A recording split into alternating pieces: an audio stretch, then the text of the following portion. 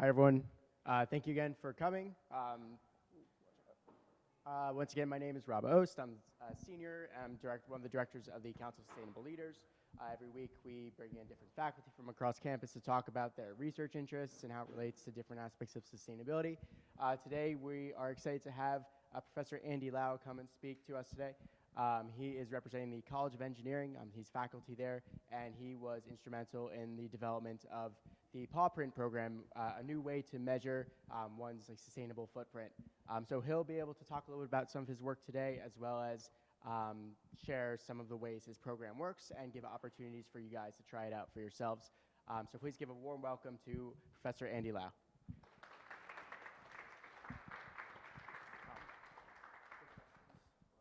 Okay, is this working? Okay, good. Thanks. I got to thank you also for coming.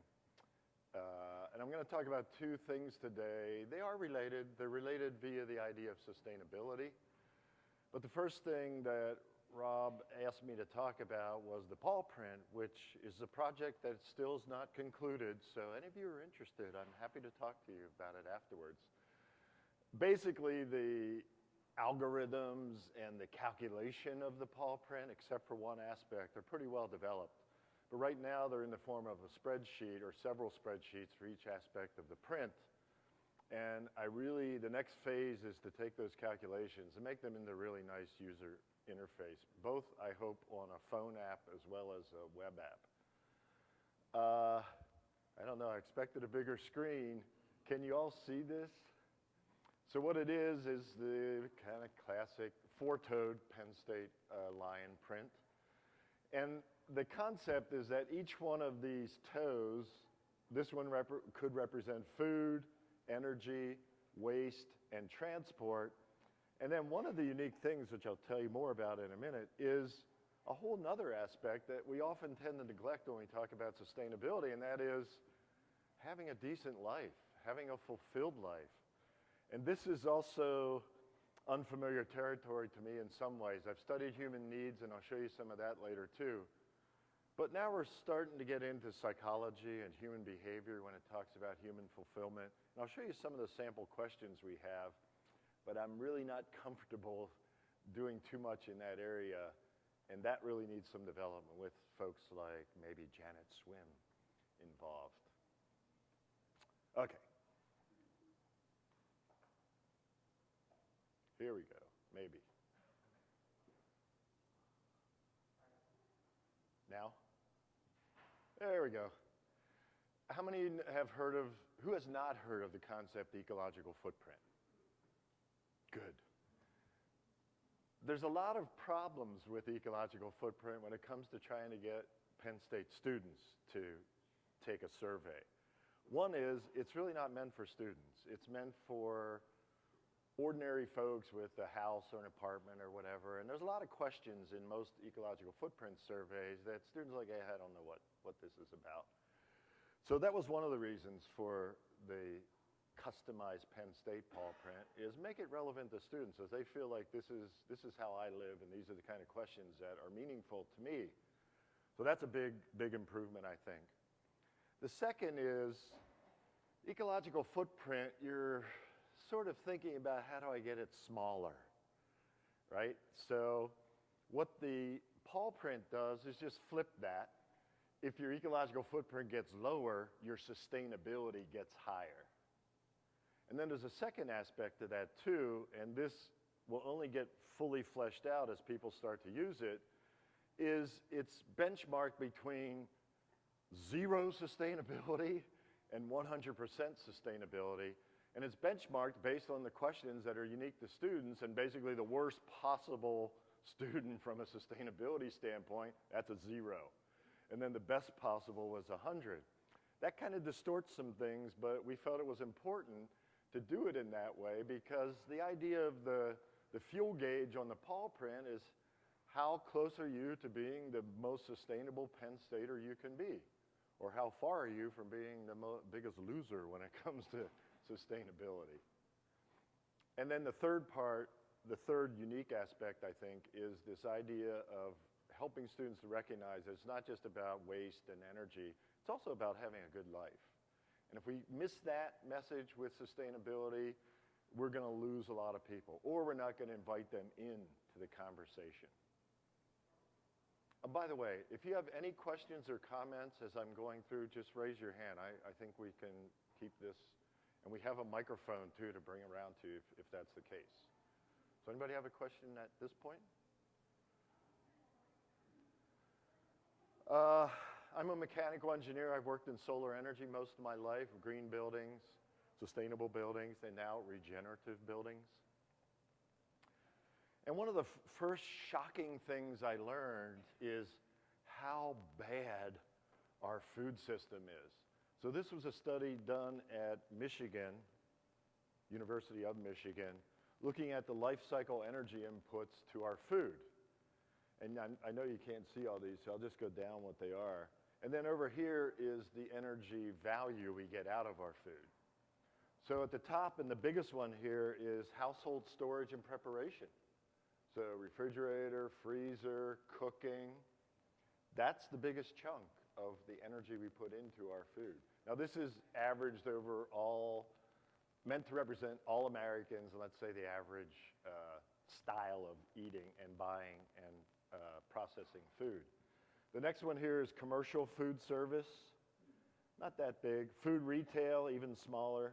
Packaging material, and then processing food, transportation, and this is really the farm side of the food production, the ag production. So every one of those steps along the way adds a whole lot of energy input to the process. And if we just take this input, which happens to be in quadrillion BTUs of 10.2, divided by the output of 1.4 quads, the ratio is 7.3. Now think about that for a second. That means for every daily consumption of food, if I eat like the average American, it takes 7 times that energy upstream to provide me with that food. That sounds bad, doesn't it? What's up with that? I'm not going to put that on a slide, but in another presentation, I observed that the Green Revolution, which has done amazing things to help feed people, is really a fossil fuel revolution. That's what feeds our food system, and that cannot last. But it's worse than that, because if you look over here, this says 3,800 kilocalories per day. Well, most of us don't eat 3,800 kilocalories per day. We eat 2,030. And the difference there is the waste involved in food after it gets to, say, the grocery store. And if you take that into account, for the food that we actually consume, we put 14 times as much energy, and it's almost all fossil fuel energy, into our food. 14 times. Oh, there's got to be some good news in this presentation. So I hope you're familiar with Michael Pollan. He's written some great books about food and how to eat better and also how to produce food better. And he's got the easy one to remember is eat food, not too much, mostly plants. That's great advice. And he's also got 7 other rules here. I love the first one. Don't eat anything your great-grandmother wouldn't recognize as food. I'm pretty sure right now my son has a big box of bagel bites in the freezer. Well, they sort of look like a pizza, and they sort of taste like a pizza, but I'm pretty sure there was even more than 14 times the energy put into those. I'm not going to go through these other ones, but part of the reason I included this is there's nothing on here about not wasting food. Wasting of food, it's going to turn out when I show you what the PawPrint for food, that's the biggest impact that students have when they eat in the dining commons, is not eating all the food that they take. There are some students here, right? I'm pointing at you. Now that's if you eat in the dining commons. It's the buffet mentality, I think. I've already paid to get in. And I also have talked to students about this. I was like, well, why don't you just ask for less of a portion if you know you're not going to eat it? Well, that would trouble, they blame it on the other person. That would trouble the person delivering the food. And, I might eat it, but most of the times they don't. When Housing and Food Services was developing their composting program, they took stock of how much food is wasted. And at that time, it was a little over 30%. So they measured how much food goes out, and coming back in the garbage bins at that time was 30%. Thankfully, they compost now, but compost is not like solving the problem. It's helping make use of a waste stream that can now be a resource, but not taking the food in the first place. I also think there's a little bit of, well, if I want more, I'd have to go back. You know, there's like the little bit of hassle of having to go back. Anyway, we got a lot of room to improve food. Oh, this is getting smaller yet. So these are the questions that are in the PawPrint. There's not many. I'll bet most of you are thinking, and rightly so, the question ought to be, do you eat meat all the time? Or are you a vegan? Those are kind of the extremes of our style of eating. And only the first question gets at that. Which best describes your diet? All the other questions are about waste. And another thing I learned in asking students about this, and students have very much helped develop these questions and making them right for you all. I learned about taking the to-go containers that you can get in the dining commons to take back to your room. So how many live on campus in the residence halls or have at one time? So I'm just curious, did you use the to-go containers pretty often? Like once a day? Maybe? Every other day? Okay. So the questions are really, the reason we broke that out is now, thankfully, in all the dining commons, the food goes to our compost system. And in every residence hall, on each floor, there's a compost bin. That means when you're eating in your room and you have food waste left, you've got to either set that aside to take to the compost bin. You've got to make a conscious effort to compost. And I found in asking students that many of them thought that was just too much hassle. So part of the questions are, how many meals a week do you eat in your room? When you eat in your room, how much of the food do you waste? And how much of the food that you waste in your room do you put in the compost bin? So by asking all those questions, we can estimate your sustainability rating when it comes to food. Excuse me. So, by the way, here's the answers for best describes your diet. Plant-based food only, mostly plant-based foods with some dairy and eggs, all kinds of food with meat once or twice a week, all kinds of foods with meat once a day, and all kinds of foods with meat at every meal. One of my exercises in my first year seminar on sustainability is to have the students eat no meat. And when I first started, it was for 3 days. I got a little kickback on that, so it's now 2 days. But even still, the resistance to changing anything about the way you eat is very, very strong. I think it's probably one of the toughest things to change. At least that's what students report to me. Oh, and the other time, when we first started doing this, I insisted that they would take photos of what they ate. I needed some evidence. And so the classic food by not eating meat was pizza. I had for lunch and dinner pizza and cheese bread. I'm like, yeah, it's kind of the same thing. So now when they do the exercise, I insist that they go to what's on my plate and other resources for what's healthy food like, and they have to take a photo of that and show me that that's connected to their understanding of healthier eating. And that's going pretty well, but they still resist it. They still don't want to change. So the first part is all about the dining commons waste, and the second part is all about the waste if you eat in your room. Do they still have the reusable to-go containers? But there's a little challenge too. If you've got a dirty, with food waste in it, reusable container, now you've got to wash it, right? Oh, you could take it back like that? And then they give you another one? Wow, that's pretty nice. That's thinking ahead. We're going to get it. So I was going to try, but here's what we're going to do instead. I've got the calculators here. I'm going to show you some examples. After the session, if any of you want to come up and try the spreadsheets, you're welcome to. And if any of you want the spreadsheets, just send me an email. My email, easy one, is andylau@psu.edu. So let's wait till later to try it.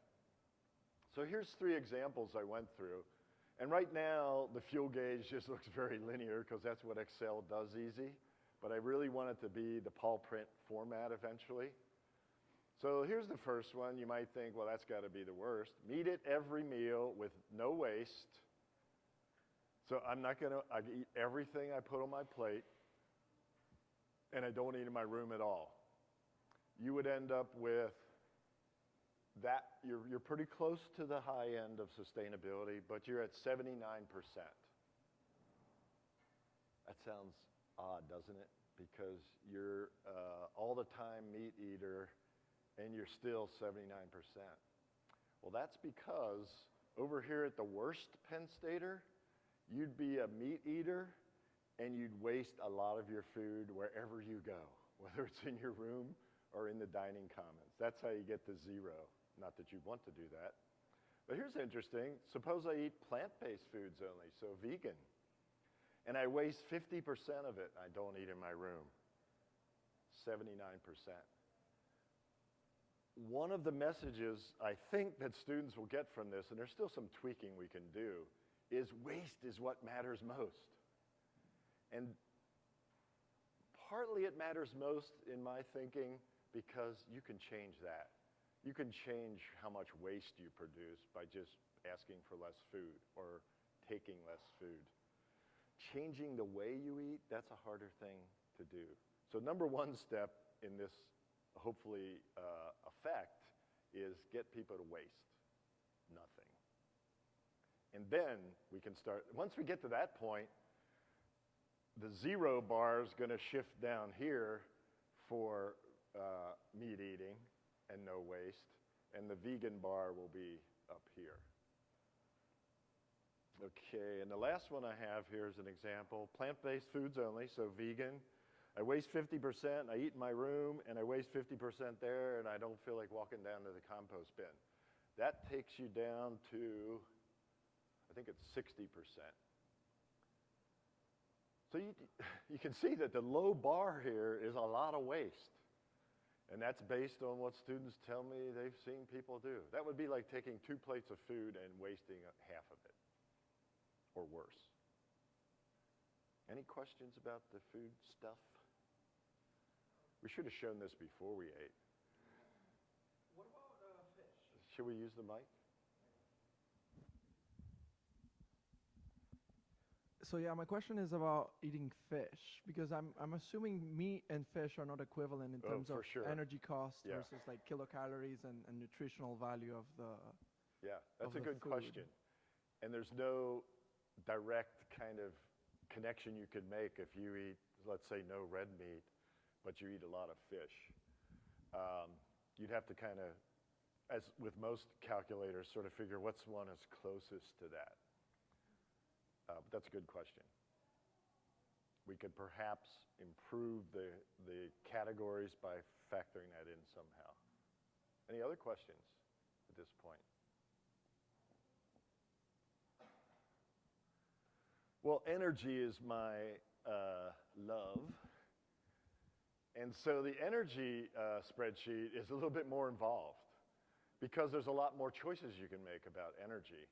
And just to go down here, the inputs, do you turn off the lights? That means when you're not in the room. A lot of students tell me that they don't turn the lights off when they don't leave the room. You know, why? I already paid for it anyway. Am I going to get a rebate on my tuition bill because I turned the lights off? No, but you're going to be a more sustainable Penn Stater if you turn the lights off, and the world will be better because of that. So you have, you know, all the time, half the time, things like that. Use the desk lamp and no overhead light. So that's the idea that you have a task lamp, and when you're using that, you don't have the overhead lights on, because those are the big power lights in a room. I use decorative lights, and then how much do you use them? Almost everyone I've seen has some decorative lights of some sort in their room. Is that true? How many of you had decorative lights, like a white light string or You turn off the computer, all the time. There's all kinds of answers there. I use energy-saving settings on my computer. I open the curtains and don't use the overhead lights in the daytime. It's amazing to me how little that behavior is common among students. It's because we've gotten so used to just flipping the switch on when we need light. We're in most residence halls, if you just open the curtains, you've got a lot of light in that room, maybe too much light. So close them halfway. Let's see, TV size. It asks you how big the TV is because that way you get some idea of the energy use. Bigger TVs use more energy. That's no big surprise. And then how many hours do you use it? Computers and laptops, a whole bunch of questions there. Video games. Now, what I've learned lately is that instead of having Xbox and PlayStation, which a lot of students do too, a lot of students just play computer game or video games on their computer. So that one's a little fuzzy right now. And then box fans. I got a question about box fans for you. How much of the electricity that goes into a box fan sitting in your residence hall room turns into heat? What percentage of the electricity going into your box fan in your room turns into heat? It's kind of a trick question. What do you think? Why do you say 100%?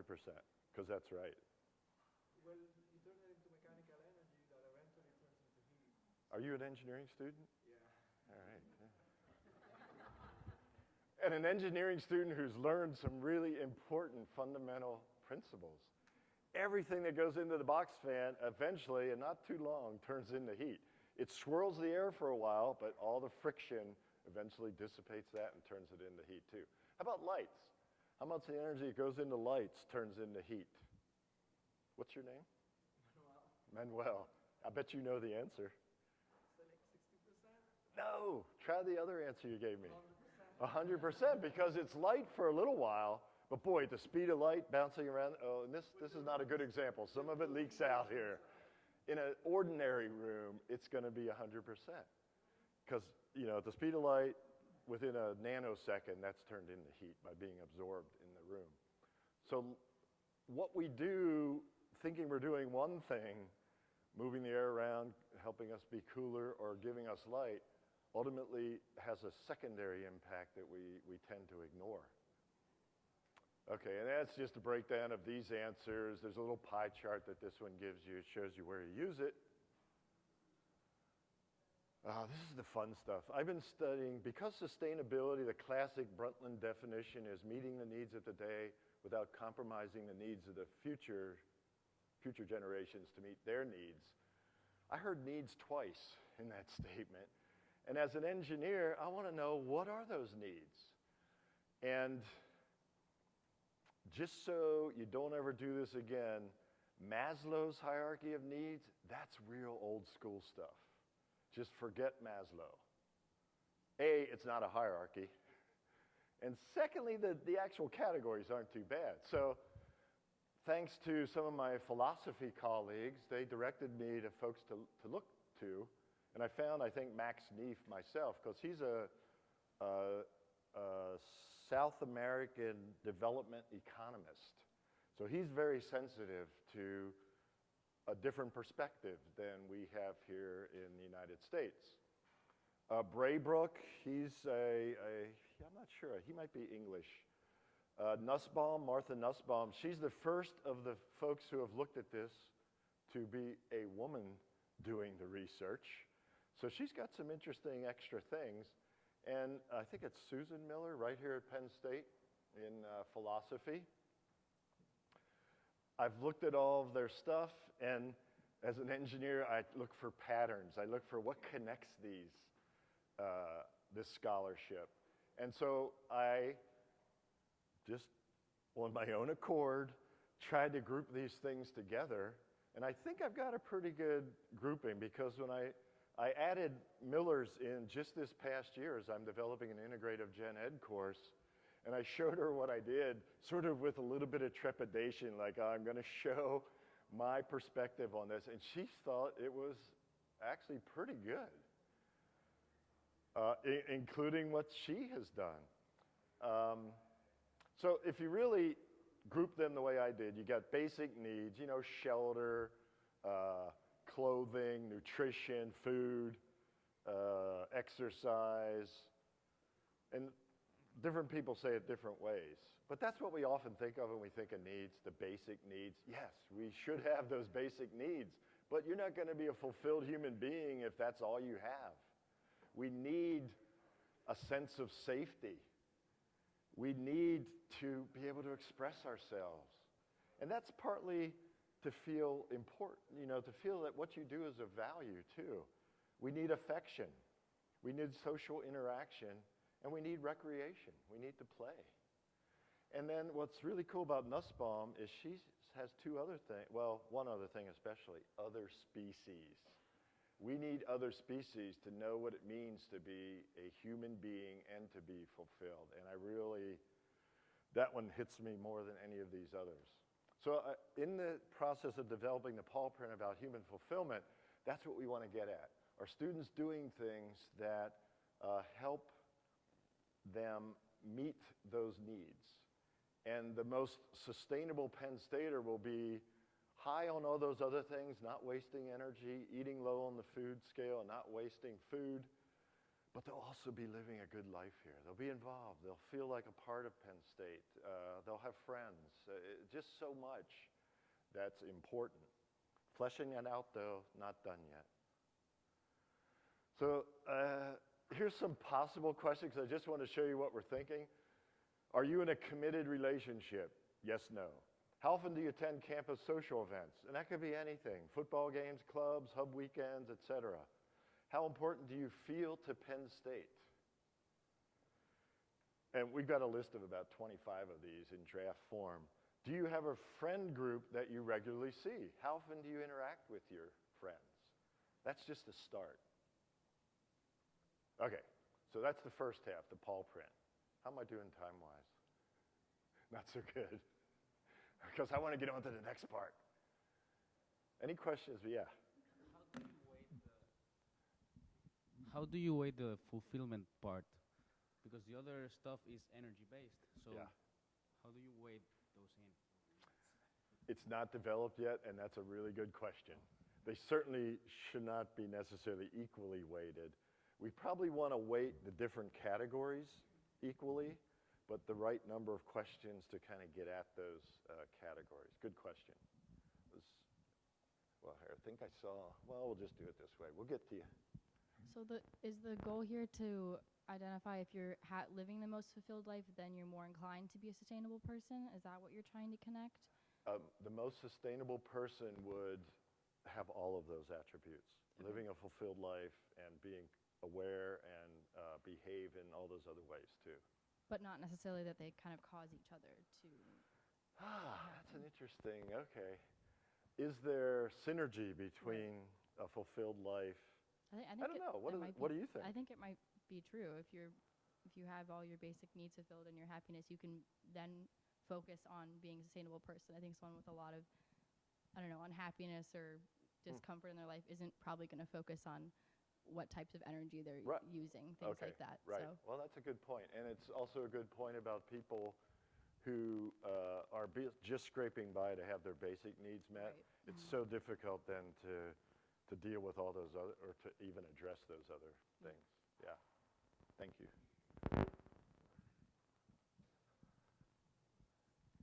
I was just curious about the association with fulfillment and like social interaction. Like, was there any questions about like self-awareness and reflection? Yeah, so almost all of those questions there were about social interaction. Yeah. We need to develop a similar set of questions for all of the aspects of fulfillment. Great. Just You can help. All right, I'm going to sort of jump to the next thing, because this is what I think really floats my boat lately. I was at the American Solar Energy Society meeting, came back yesterday, and I was in a discussion which was called Spirit and Sustainability, which I'd never been to before, but it sounded like this could be good. And it was a circle group where we really talked about what where do we get our motivation from to work in solar energy? What is the value to us? And then it sort of digressed into talking about climate change too. And one of the folks there said, well, I think, you know, if you really think about it, we have all the answers. My first thought was, well, what's the question? And I've been pondering this question for a while. And I actually told a different story, and I addressed that. I said that question. I said, I think the real question is this. And these are solar scholars, most of them educators, a lot of them practitioners, and they just looked like, what the heck are you talking about? What should we use? Because as soon as you say should, it brings into ethics and community and social responsibility. But they didn't want to talk about it. So then I just wanted to be more provocative. I said, you know, what concerns me is we're going to put photovoltaic arrays everywhere, and we're just going to solar power the destruction of the earth, which is a horrible irony if you think about it. But that's the question that really gets me thinking lately. And I want to have time. Yes. Wait. Thank you very much for that question. It's something I've been contemplating for a decade, and 10 years ago I wrote a paper to answer that. And the couple of things that came out of it. One was the realization that humans are the only animals that consume multiple times more energy than their bodily needs. So I'm listening, but the next slide is going to start to keep going. Yeah. So depending on what part of the world you're living in, if you're in Saudi Arabia or in Norway, hot, cold, and you use all the mechanisms to keep yourself at an average temperature, you are using over 100 times the energy You're that taking away all my glory oh, here. sorry. Go ahead. Okay. We should have written it together. Go ahead. But the second, so that's an important question, but the issue with it is that it is not us as individuals that choose. If I choose to come to Penn State, all the buildings are already air conditioned, so I can't do anything. If I don't use them, I can sit outside, but that doesn't really help. So there are systemic reasons for this kind of over energy consumption, and we need to separate them from individual choice. And the second issue, the second insight that I'm forgetting now, but what was it? It was about this valorization of more and growth and big. Speed, we live in power. A culture where somehow consuming more is considered better. And the third one was that the more energy you provide people, whether it is solar or not, you are basically enhancing their ability to consume. Exactly. So whether it is solar or wind, you can consume yourself to death through any of those. Thank you. There was an ad series about a year ago, and I forget what the product was even because it pissed me off so much when I saw it. I forgot what the ad was. Well, I think it was telephone service. It's this guy asking these kids, like, would you want more or less of this? And more. And the whole point was, yeah, we want more. We want more speed and more of that. And yeah, it wasn't what I was hoping for. Anyway, so yeah, go ahead. Yeah, I just had a question. The microphone? No, they're recording it, so that's. Yeah, so my question was, where does the line get drawn between how much energy humans should use versus how many humans are using energy? You know, because it's obviously a very important thing, and with the advent of modern agriculture and being able to produce vast amount of energy relatively cheaply, it's almost feeding into the problem holistically. So I think your question was partly about the big inequality or diversity in how much energy humans use, depending on where they are and what they're used to. And going off of what he said, it's now in culture today, it's almost as if consuming more energy is better. Well, that would be possible if not as many people were consuming energy. Yeah. You see? And so like obviously you have to cut back on your energy consumption with. Should we have equitable share of the energy Right. that's available? And that's a good question. There was something I was going to say, but I forgot about it. And I know we're running out of time, so I'm going to go on. So if you look at the food input, it's roughly 2,000 kilocalories a day. And if you look at the energy we use in the US, it's 216,000 kilocalories per day. And I can do that math pretty easy. It's just what you said. We use in our society, on average, it varies, 100 times more than our food needs. 100 times. That's unprecedented in history, at least earthly history. It's probably unprecedented in any planet's history, really, because it wouldn't last. So here's another thing I like to do, and Buckminster Fuller did this a long time ago. He liked to say how many energy slaves it would take. I'm going to pay my workers. I'm going to pay them about slave labor wages, though. Let's just see. So the previous graph was the total amount of energy that goes into our system. This is how much actual useful energy we use. And we use about 35,000 kilowatt hours per person in 2015. And if we produce that with people, it would take 233 people, 8 hours a day, riding a bike generator, and they'd get in pretty good shape after a while too, but you could probably, do other work while you're doing it. 233 people for every American. But these aren't slaves, so I'm going to pay them a measly $10 an hour. That would cost me and each of you $4.7 million a year to pay my 230, and that doesn't even include health costs and all the other things they should have. 4.7. So is energy cheap? Yeah. And that's partly why we got used to using so much of it. So I have a new unit, and I've actually borrowed this, and I can't recall the connection right now. But another scholar has asked, and this comes more from the developing world, what should humans use?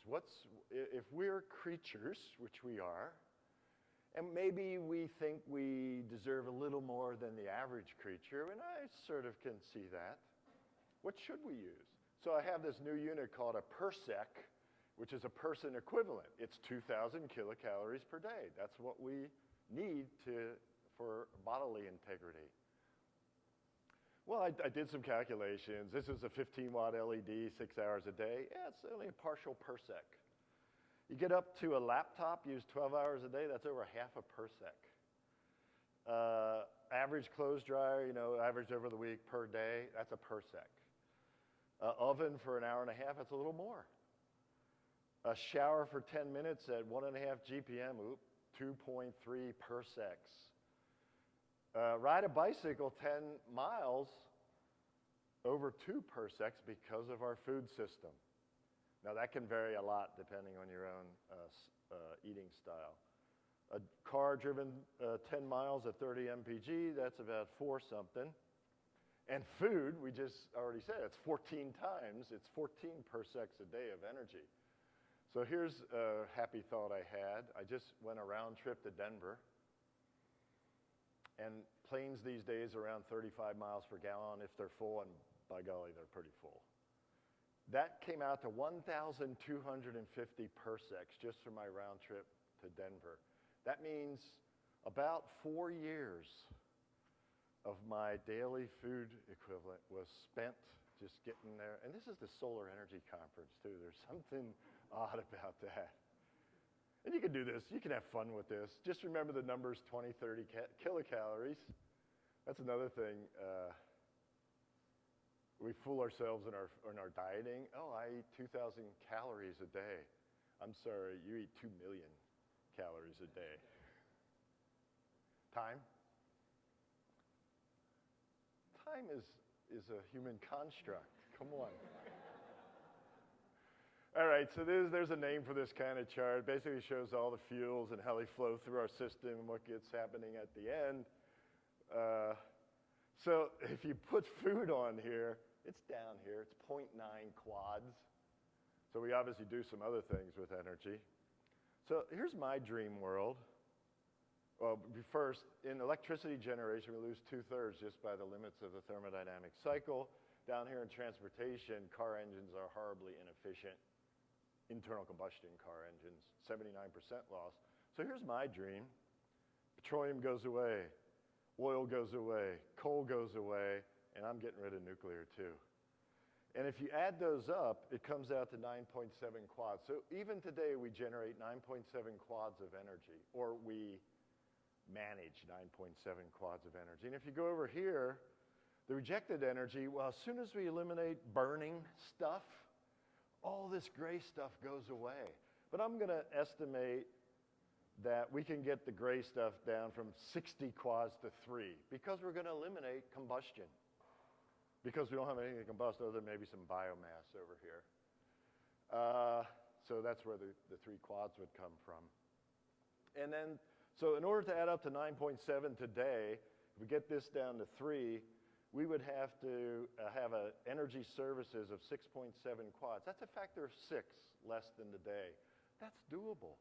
That's within reason, not just technologically, but the combination of behavior and technology. I think I'm almost done here. So what would, in my opinion, sustainable energy look like, and lots of other people's opinions? It would be at the scale of other earthly beings and other earthly communities. And I'm going to argue or suggest that about 1/10 of that 100 factor, so that it'd be reasonable and we could fit in, if we used maybe 10 times our calorie consumption. Didn't you say something like that too? But that's a way to go. We should not have waste that can't be assimilated by the systems, the living systems around us. So that's why I got rid of nuclear. And whatever we do with energy, it should support human fulfillment, not materialism. We can't keep that up. And by the way, I didn't mention growth. Growth is what really hurts us the most, I think. And we should treat, I think, everything as worthy in and of itself. That means it has intrinsic value regardless of its utility value to us. And it fits. I think lately I've been thinking that if you want to say sustainability in another way, it's fitting in. Fitting in with the rest of the earthly living. And drawing the line between living and non-living is getting harder and harder for me too. So that's it. Do we have a little time for?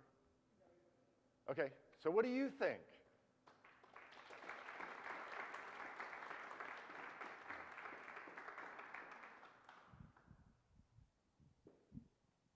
What do you think? It's going to be hard. I hate those books that say 50 easy things you can do to save the earth. If it was that easy, we would have saved it already. So thank you very much for You're welcome. a delightful talk, very provocative, very thoughtful. So my question is, I mean, this issue of how we can design our lives to fit into the ecosystem in more mindful and benign ways is really not a choice that we have any longer. Most of the world is driven by this kind of capital movement, which we are all implicit in. So all our pension funds pool up to become the big capital. They get invested into companies, and then the companies produce these goods to, there's a kind of chain over here. There is another ecosystem, a financial ecosystem that is 1,000 times or 100,000 times bigger than the natural ecosystem on which it sits. And it is totally disconnected from it. So asking people to kind of move out of this big, very complex, very entangled system to creating a life which is more eco-friendly and benign. I mean, I would love to do it. I have the values, but I just don't think disentanglement at that scale is feasible. Yeah, you made the point earlier that it's the institutions and the embedded systems that we live in that are a bigger challenge because it's harder for each of us individually to do something about that. And I think the first step is what you said, is mindfulness or awareness. We have to be aware and to some extent accept the data about where we are and where we've been But then I think it's a matter of, this is an educational institution, right? To get everyone involved thinking about how do we address these issues, how do we move forward. That's what excites me about being at Penn State too, because there are some of us here who really want to have those conversations. Question? Can you speak into the mic? Was it Manuel? Hello. Yeah. I really have two comments, I guess, the interplay. And the first one is, it's a response to that, I guess, where, I mean, the Roman Empire fell basically in a century. And if you would have asked those people, they would have said, like, there's no way these institutions are going to fall. And they did. So change does happen, even if it seems, even if it seems impossible. And that leads me to actually, I want to thank you for thinking about the big questions, I think. Because sometimes as engineers, doing research, we tend to focus on the details, and we might focus on just like, oh, how much I'm saving 2% by doing this improvement in solar panels, but asking questions like that what should we spend? And the big philosophical questions, I think, is key to making those institutions topple and fall over. One of my favorite authors is Langdon Winner. He's a philosopher of technology. And I think it was him who coined the term, the way we are in the world is technological somnambulism, sleepwalking. We're disconnected. We don't understand the connections, and partly why leads to the disconnection. And then there's another philosopher, Albert Borgman, and he talks about how the engineering mission is typically to disburden us. We're so disburdened now that people drive their cars to the gym to exercise because we've made life so easy. I think when you got to just be aware of that. When you see that, you see the craziness in that way of being. You could just ride your bike to class. Well, Bob, I saw him on the way here. He was riding his bike today.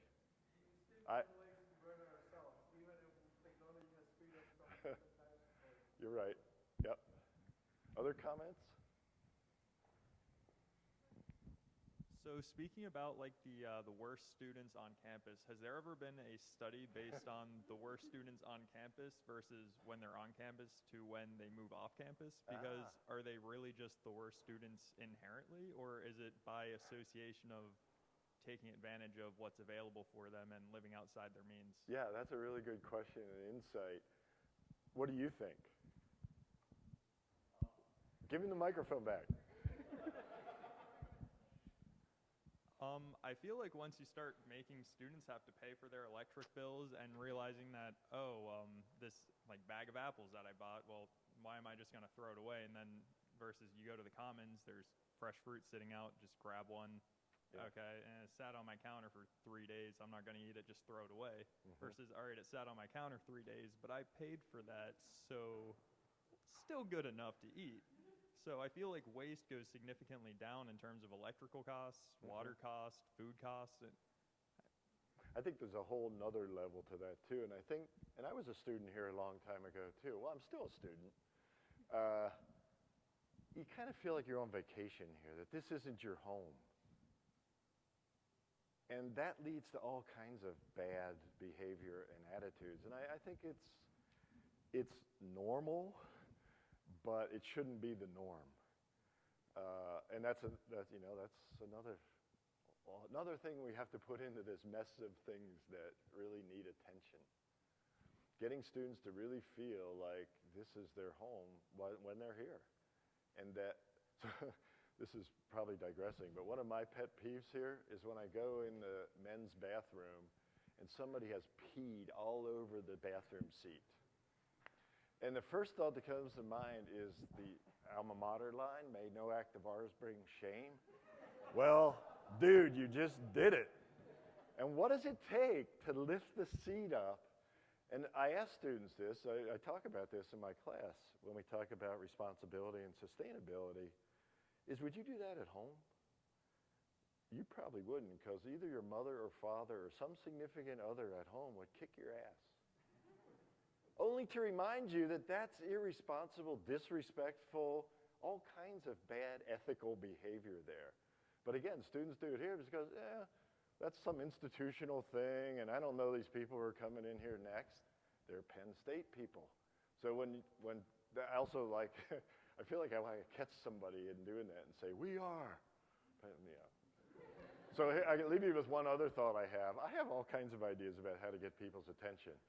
I actually broached this with the dining hall folks. I said, couldn't we put like a big container of water above where people, because it's not just energy. It's lots of other resources, and that's a bad word. The stuff of the earth that we use. That's not a great way to say it either. But when you waste 30% of your food, that's equivalent to about 170 gallons of water upstream. So I want when they dump their food in, it sort of anticipates how much they're dumping and dumps that amount of water on them when they do it. You think that would get their attention, wouldn't it? You probably wouldn't do that again. But they didn't think it was a good idea. They run out. I mean, that'd be a waste of water right there. So yeah, that's the kind of things that I think about how to get people's attention. Electric shock, put the wrong thing in the recycling. Just a little jolt, not enough to hurt them. Okay, that's it. Thank you. That's all the time we have today, but thank you so much for everyone for coming. If you have more questions, you're more than welcome to stick around for a few minutes, talk more to Professor Lau. And for next week, we have Dr. David Titley from the College of VMS coming to speak. He's a retired Rear Admiral of the Navy. So he has a lot of really great experience. Really looking forward to hearing what he has to say. So we look forward to seeing you all next week. Same time, same place right here. Once again, if you have any more questions, feel free to stick around. Feel free to grab more food if you'd like. And lastly, once again, everything is compostable, so throw it in the proper receptacle on your way out. Thanks again, everybody, and hope to see you guys next week.